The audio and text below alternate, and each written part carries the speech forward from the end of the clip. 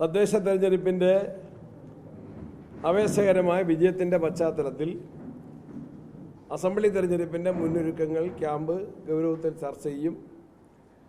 സംഘടനാപരവും രാഷ്ട്രീയവുമായ കാര്യങ്ങൾ ചർച്ച ചെയ്യുന്നതിനും നല്ല തീരുമാനങ്ങൾ എടുക്കുന്നതിനുമാണ് ക്യാമ്പ് സംഘടിപ്പിച്ചിട്ടുള്ളത്. ബത്തേരിയിലായിരുന്നു തദ്ദേശ തെരഞ്ഞെടുപ്പിൻ്റെ മുന്നൊരുക്കത്തിൻ്റെ ക്യാമ്പ്. വീണ്ടും കോൺഗ്രസ് നേതൃത്വം ബത്തേരിയിൽ സമ്മേളിക്കുകയാണ്. വടക്കാഞ്ചേരിയിൽ ബ്ലോക്ക് പഞ്ചായത്ത് തെരഞ്ഞെടുപ്പിൽ UDFൻ്റെ സ്വതന്ത്രനായി മത്സരിച്ച് ജയിച്ച ആളെ CPM പണം നൽകി സ്വാധീനിച്ചാണ് അവർക്ക് വടക്കാഞ്ചേരി ബ്ലോക്ക് പഞ്ചായത്തിൻ്റെ പ്രസിഡന്റ് സ്ഥാനത്ത് ജയിക്കാൻ സാധിച്ചിട്ടുള്ളത്. ആ അംഗം പിന്നീട് രാജിവെച്ചു. ആ അംഗത്തിൻ്റെ തന്നെ ഫോൺ സന്ദേശം കോൺഗ്രസ് നേതാവ് മുസ്തഫയുമായിട്ട് ഈ രാജിവെച്ച അംഗം നേരത്തെ നടത്തിയ ഫോൺ സന്ദേശത്തിൽ വ്യക്തമായിട്ട് പറഞ്ഞിട്ടുണ്ട്. 50 ലക്ഷം രൂപയുടെയും ബ്ലോക്ക് പഞ്ചായത്ത് പ്രസിഡന്റിൻ്റെയും ഓഫറുകൾ വന്നിട്ടുണ്ട്. ഞാൻ അതിലൊന്ന് സ്വീകരിക്കുന്നതിനെക്കുറിച്ചാണ് ആലോചിക്കുന്നതെന്ന് പറഞ്ഞിട്ടുണ്ട്. അദ്ദേഹം മനഃപൂർവ്വം വോട്ട് മാറ്റി ചെയ്യിച്ചതാണ്.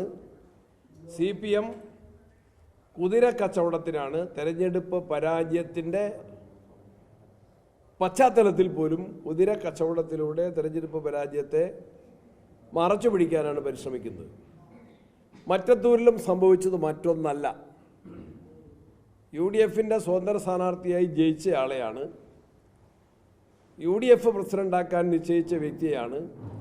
നറുക്കെടുപ്പ് വരുന്ന സ്ഥലത്ത് അവിടെയും CPM ചാക്കിട്ട് പിടിച്ച് കാലുമാറ്റത്തിന് പ്രോത്സാഹനം നൽകി അവരുടെ സ്ഥാനാർത്ഥിയാക്കി മാറ്റാൻ ശ്രമിച്ചത്.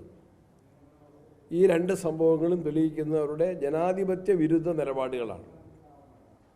വടക്കാഞ്ചേരിയിലെ സംഭവത്തിൽ കോൺഗ്രസ് KPCCയുടെ ജനറൽ സെക്രട്ടറി തന്നെ പോലീസിന് വിജിലൻസിന് പരാതി കൊടുത്തിട്ടുണ്ട്. അതിൽ ഉചിതമായ അന്വേഷണം നടക്കണം. ഈ സംഭവത്തിൻ്റെ ഗൂഢാലോചന വെളിച്ചത്ത് കൊണ്ടുവരണം. പ്രതികളെ അറസ്റ്റ് ചെയ്യണം. നിയമ നടപടികളുമായിട്ട് മുന്നോട്ട് പോകണം.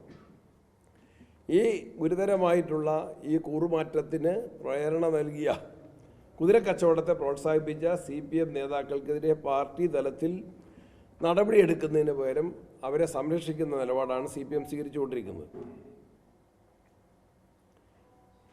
മറ്റൊരു കാര്യം, ശബരിമലയിലെ സ്വർണ്ണക്കവർച്ചയിൽ യഥാർത്ഥ പ്രതികളായിട്ട് പോലീസ് കണ്ടെത്തി അറസ്റ്റ് ചെയ്ത് കോടതി റിമാൻഡ് ചെയ്ത് പലവട്ടം ജാമ്യാപേക്ഷ നിരസിച്ച കേസിലെ പ്രതികളെ CPM ഇപ്പോഴും പാർട്ടിയിൽ നിന്ന് ഒരു ചെറിയ ശിക്ഷാ നടപടി പോലും സ്വീകരിക്കാതെ അവരെ സംരക്ഷിക്കുകയാണ്.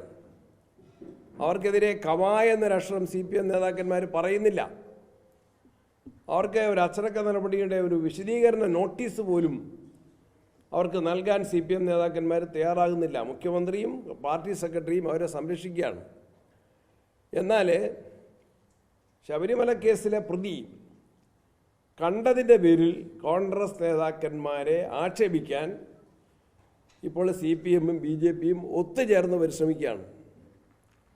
യഥാർത്ഥത്തിൽ ശബരിമലയിലെ കോടിക്കണക്കിന് രൂപയുടെ സ്വർണം കവർന്നെടുത്തവരെ രക്ഷിക്കാനും മറ്റുള്ളവരെ നിരപരാധികളെ ശിക്ഷിക്കാനുമാണ് ഭരണ സംവിധാനത്തെ പോലും ദുരുപയോഗപ്പെടുത്താൻ CPM നേതാക്കന്മാർ ശ്രമിക്കുന്നത്. കോൺഗ്രസ് നേതാക്കന്മാർക്കെതിരെ ശബരിമല വിഷയത്തിൽ പറയുന്ന ആക്ഷേപങ്ങൾ തീർത്തും അടിസ്ഥാനരഹിതമാണ്. അതിനെ ജനങ്ങൾ അർഹിക്കുന്ന അവഗണനയോടെ തന്നെ തള്ളിക്കളയുമെന്ന കാര്യത്തിൽ ഞങ്ങൾക്ക് പൂർണ്ണ വിശ്വാസമുണ്ട്.